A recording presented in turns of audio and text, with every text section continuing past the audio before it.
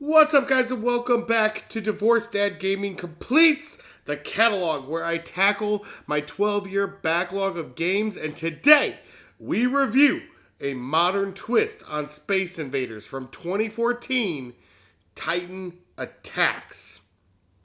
Of course, spoilers ahead, but before we start, do you know why the alien broke up with their partner? They wanted space. Commence the review! Alright, let's get this out the way. There is no story to Titan Attacks. There is zero depth to it.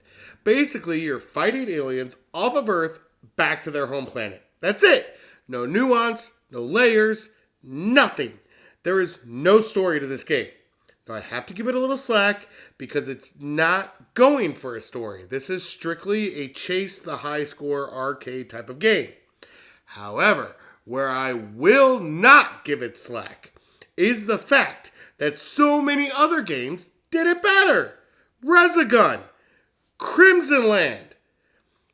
By the way, in Crimson Land, I have a top 600 score in survival and a top 150 global score in Blitz. Not to brag.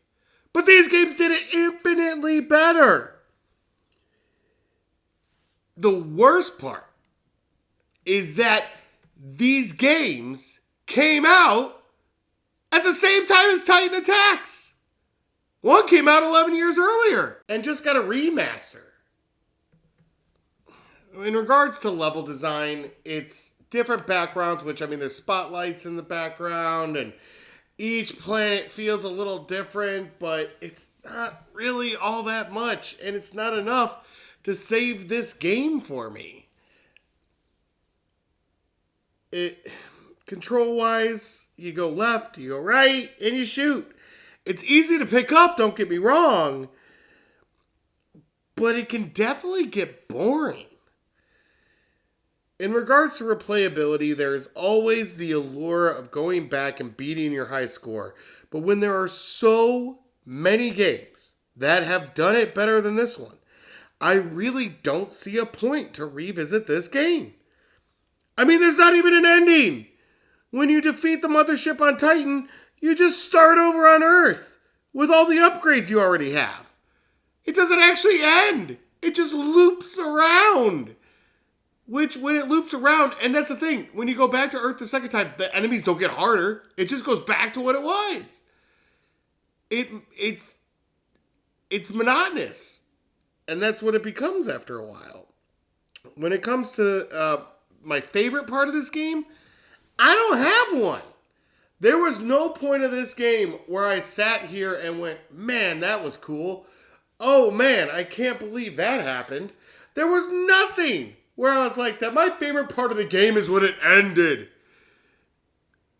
At some point, I was picking up the controller to record footage, and I was just like, God, I just have to get through this because there's better games coming. That's was my motivation to finish this game, which tells you not very good. And it's kind of the same thing for the biggest rage or the most frustrating part of the game. There is none. It's 3 hours to beat, and it's fine. There's no real emotion tied to it. The most frustrating part for me, I guess I'll go with, is that instead of holding the fire button, it's much more efficient to spam the fire button, like you should spam the like and subscribe button at the bottom of the video. Spam it, spam it, spam it. Send your friends. Have them spam it. Hit the bell icon so you get notified for future videos. But are you kidding me? At my age with my arthritis, you want me to just sit here and press this button over and over and over again? My shoulder got tired. I was hitting it so hard. And these new controllers are like $100. No, we're not banging on buttons anymore. That's not how we do things. Overall, the critics didn't hate this game. They gave Titan Attacks a score of 7.5 from IGN, 63% from Game FAQs, and 63% from Metacritic for a whopping average of 6.7 out of 10. And they are much nicer than me. With all the better options in this genre, I have to give Titan Attacks a solid 5 out of 10. It's not broken, it's not very glitchy, so I won't go under 5, but 5 is the bottom of the barrel for a game I would play. Meaning, I did not enjoy my time, I will not go back play it, I will not recommend it. When you get into glitches and bugs and all that, that's when I start going under 5. But 5 is pretty much a 0 for a working game. I cannot bring myself to recommend this game. Go play Resogun or Crimson Land instead. You'll have a much, much better time. So, that's 2 games down, 12 years to go.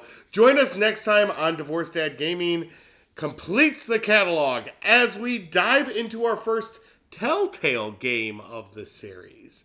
Also, keep an eye out for our retrospective series, The Games That Made Me, dropping soon. This is Divorced Dad Gaming. My name is Matt. And I don't have a sign off yet, guys. I really don't. I don't know. Press the like button, press the subscribe. I'm working on it.